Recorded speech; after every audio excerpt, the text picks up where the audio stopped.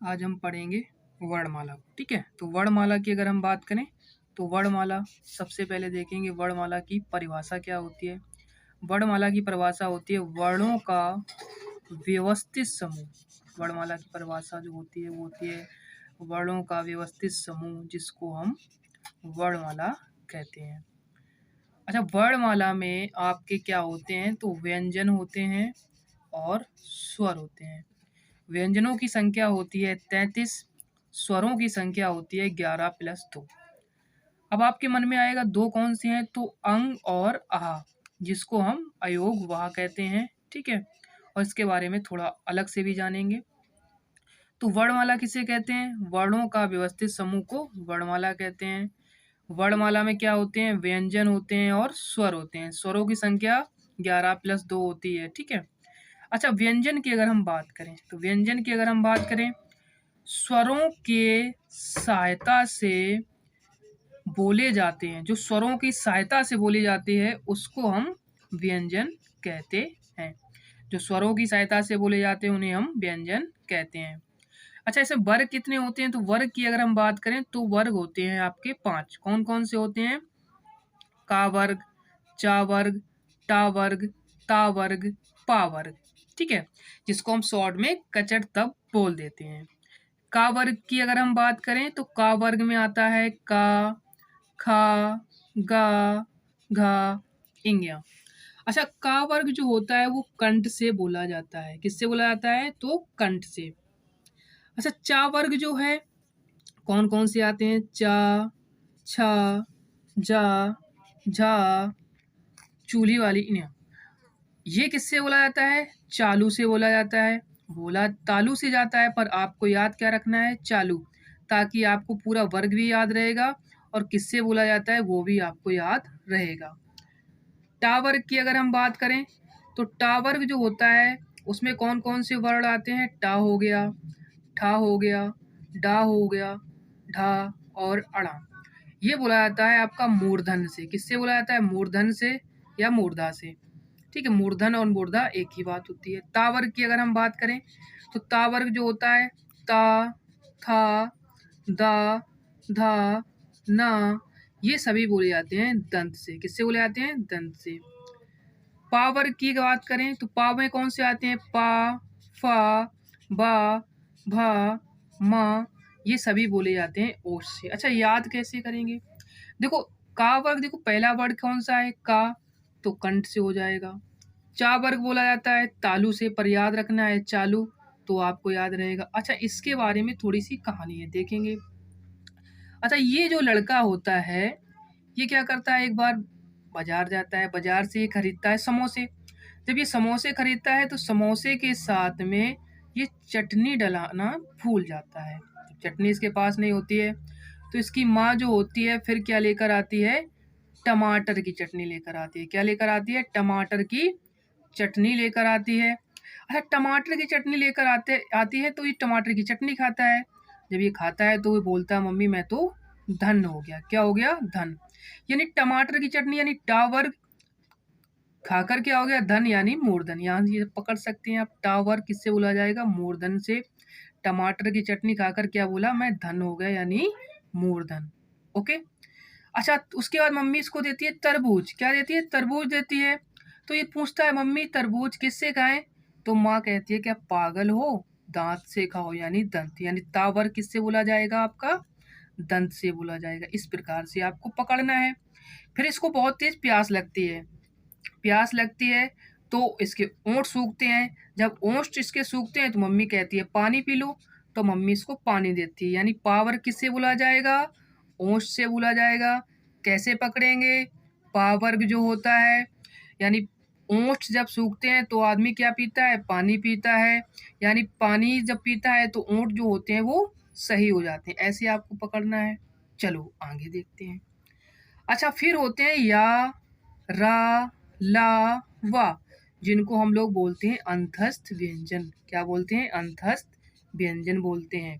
अच्छा, अंतस्थ व्यंजन को कैसे याद करेंगे, देखो इसकी ट्रिक होती है यार से लब कहाँ तक, अंत तक। यानी या, रा, ला, वा, अंत तक यानी अंतस्थ व्यंजन होते हैं। यानी या रा लावा क्या होते हैं आपके अंतस्थ व्यंजन होते हैं।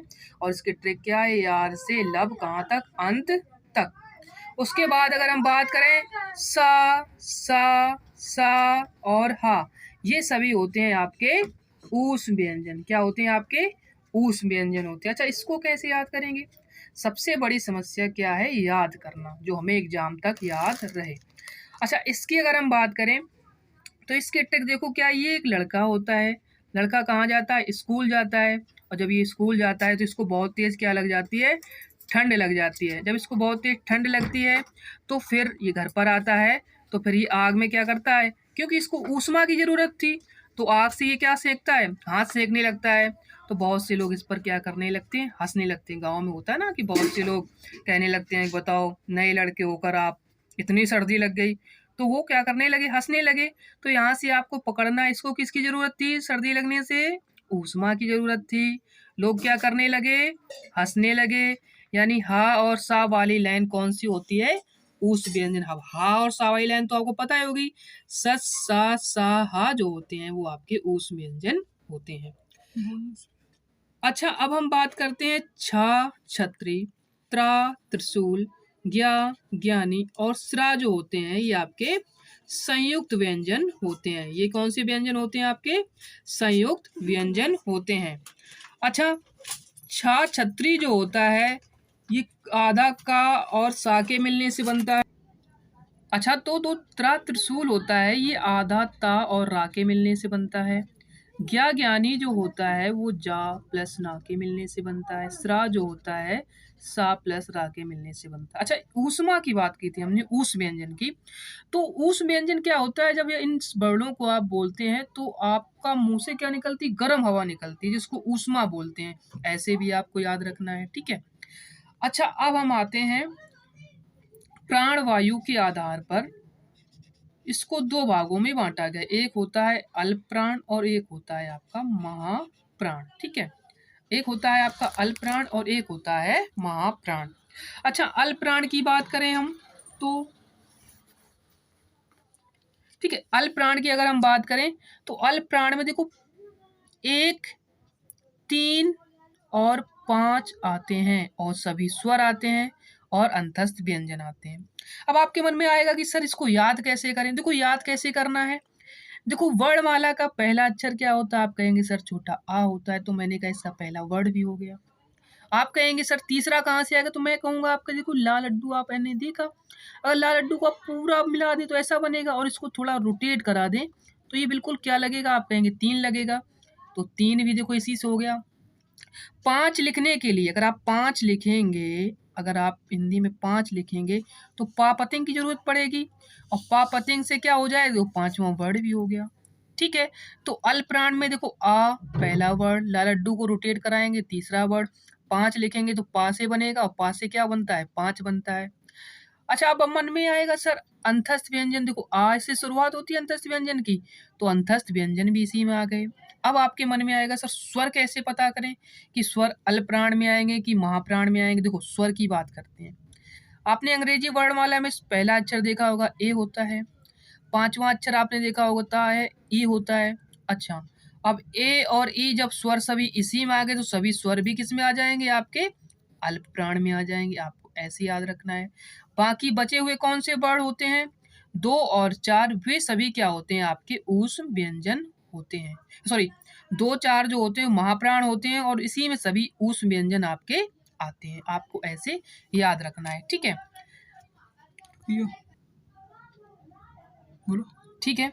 तो अब हम देखते हैं कि पहला वर्ड अल्पप्राण, फिर तीसरा वर्ड इसी में आता है, फिर पांचवा वर्ड, और सभी स्वर और आपके अंतस्थ व्यंजन। अब आपके मन में आएगा सर ये 1 3 5 2 4 ये है क्या, तो देखते हैं आप क्या है। देखो, किसी भी वर्ड का पहला वर्ड अल्पप्राण, तीसरा वर्ड अल्पप्राण, पांचवा वर्ड अल्पप्राण, किसी भी वर्ड का पहला वर्ड अल्पप्राण, तीसरा वर्ड अल्पप्राण, पांचवा वर्ड अल्पप्राण। इस प्रकार से पूरे 5 वर्ग में आपका यही चलेगा। उसके बाद महाप्राण कौन से होते हैं, 2 और 4, यानी ये दूसरा वाला वर्ड जो होगा ये क्या हो जाएगा आपका महाप्राण हो जाएगा। उसके बाद चौथा वाला वर्ड कौन सा हो जाएगा आपका, महाप्राण हो जाएगा, तो ये भी महाप्राण। दूसरा वाला कौन सा हो जाएगा, आप कहेंगे सर ये हो जाएगा महाप्राण, चौथा वाला भी महाप्राण। इस प्रकार से 5 वर्गों में इसी प्रकार से आपको ध्यान रखना है। ओके, अब आ जाते हैं हम कंपन के आधार पर। किसके आधार पर, कंपन के आधार पर। कंपन की बात करें अगर हम, तो कंपन के आधार पर भी बांटा गया है। एक होता है आपका अघोष और एक होता है आपका सघोष। अच्छा, अघोष में आता है आपका 1, 2, स और सा षटकोण वाला। अच्छा, और ए, इसी अभी हम बताएंगे क्या होता है।